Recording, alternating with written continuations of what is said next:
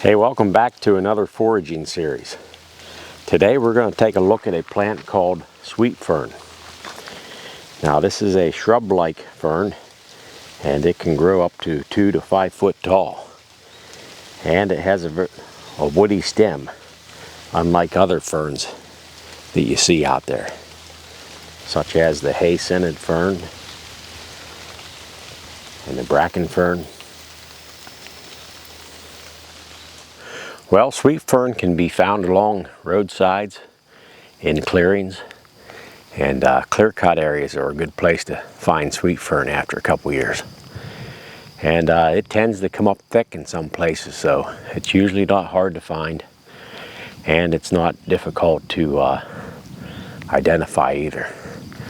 A lot of times when I'm walking in the woods or along the road and I find these, I just pull off a little bit and crumble the leaves in my hand and just sniff them as I'm walking.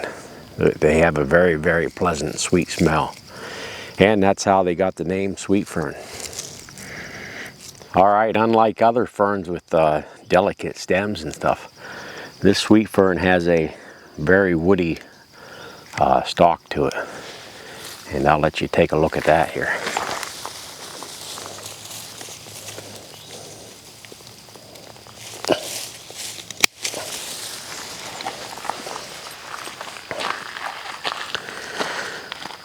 So here is the stem on a sweet fern, very much like a sapling type stem. It is flexible to a point before it breaks, but yeah, very shrubby type fern.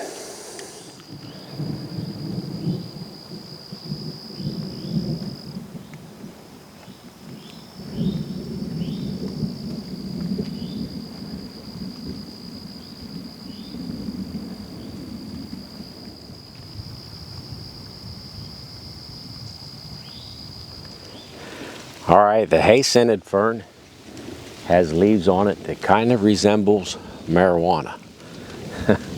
But only resembles it.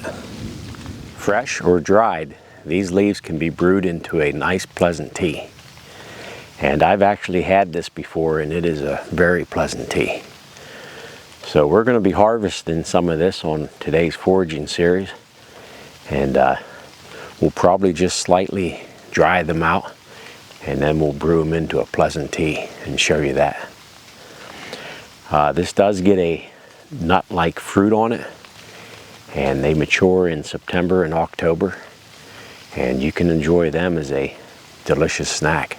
The health benefits of sweet fern: it is good for an astringent, which is a chemical that shrinks or constricts the body tissues, kind of like witch hazel does. A lot of people use witch hazel on their faces, and that's why it's a astringent, and it helps tighten the pores and everything like that. All right, another medical use for sweet fern is as an expectorant, and what that is when you have a cough that produces mucus, this helps thin the secretions in your airways and helps loosen up the mucus, and that'll make your cough more productive. And also the sweet fern is used as an anti-parasitic, and it targets the parasitic agents of the infections by destroying them or inhibiting their growth. Anti-parasitics are one of the antimicrobial drugs, which include antibiotics that target bacteria and antifungals that target fungi. They may be administered orally, intravenously, or topically.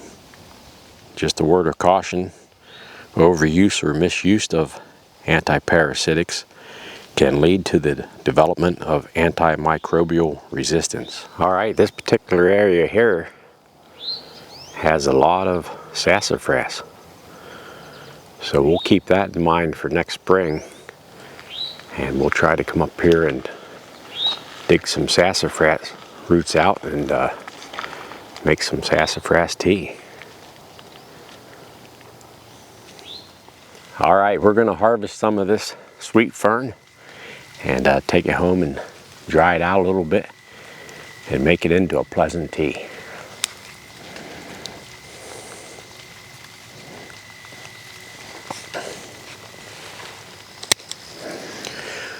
So when I cut these, I do try not to get any leaves that look like they're diseased, and you want ones that look nice and green.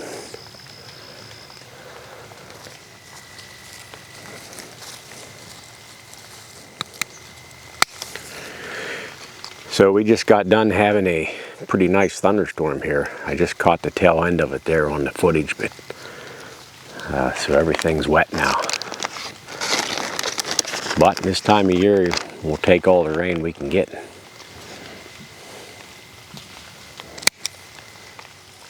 All right, so it doesn't take too many of these leaves to make a pleasant cup of tea. Just a tablespoon of these leaves, green or dried, can make a nice pleasant cup of tea. And you just steep these in some hot water for about 10 minutes, and then add a little bit of honey. Preferably fresh honey.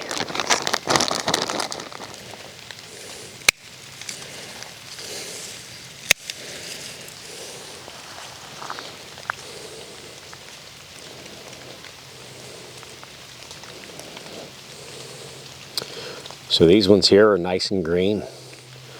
They're not turning brown or diseased or anything.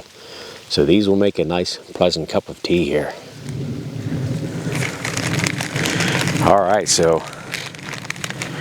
I think we got enough here to make some couple batches of tea here, and that's what we're going to be doing next. We'll get these home, and we'll just bundle these up and tie them with a little bit of jute string, and I like to hang them up for a day or so and dry them out just slightly. And you can even dry them out completely too, and they'll be just fine for tea. And yeah, we'll get a nice cup of tea brewed up and show you what that looks like next.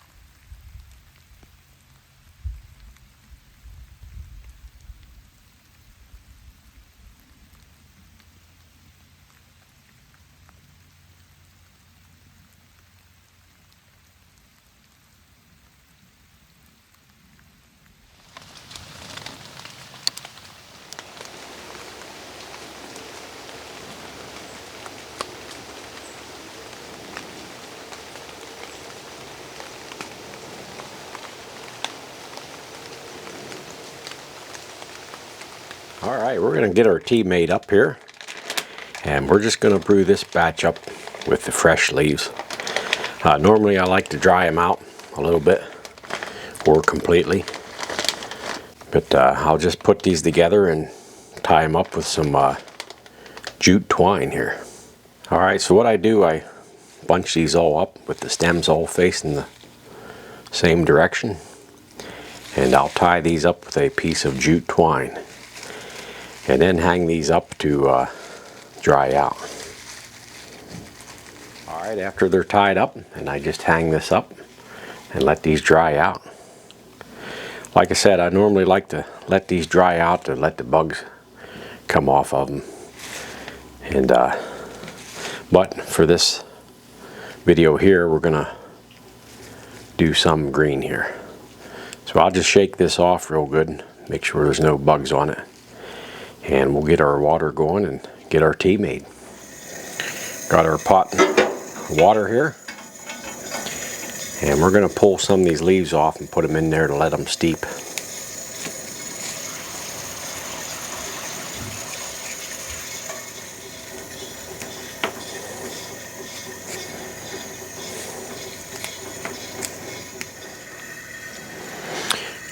Alright, so we're just using the leaves only. We're not using the stem. It's probably more than enough for the amount of tea that I'm making.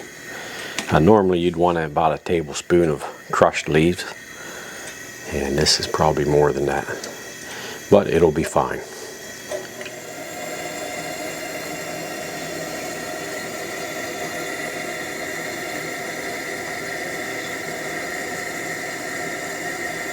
Well, we steeped our tea for about 10 minutes here, and now we're just going to take her off the heat and strain it out. So I got a number 2 coffee filter here, and I got it down inside of a mason jar with the band on there to hold it in place, and we're just going to strain this off here.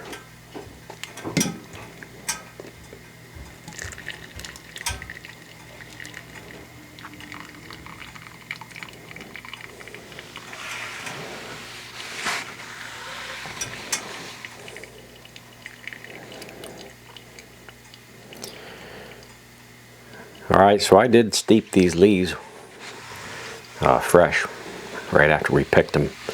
I prefer to dry them out first.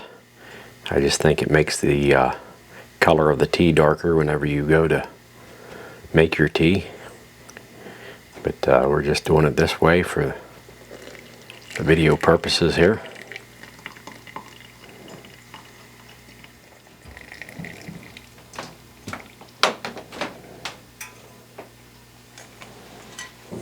Alright, so now after I made a little bit of a mess here, we're going to take our filter off here.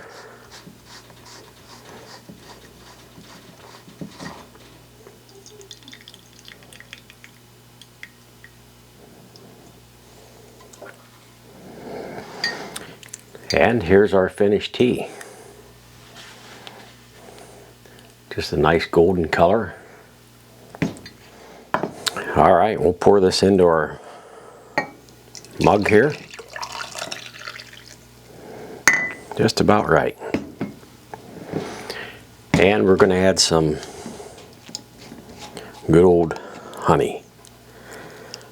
Now this is fresh local honey, thanks to my uncle. And I do appreciate that. Alright, we're just going to put a teaspoon of this in there.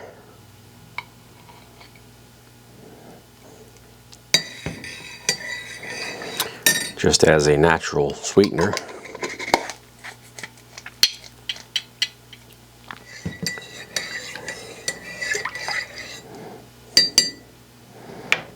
Alright, we're ready to try this out. Alright, here's our cup of Sweet Fern tea.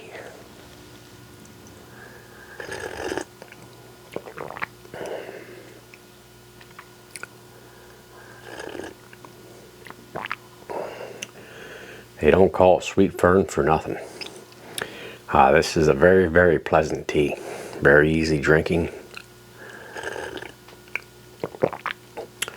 I always enjoyed a cup of Sweet Fern tea. So yeah, give this a try, and I think you'll like it too.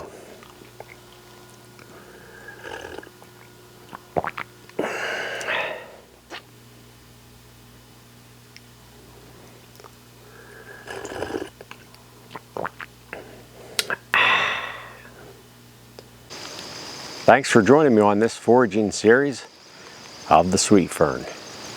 We'll catch you on the next one. Catch you later.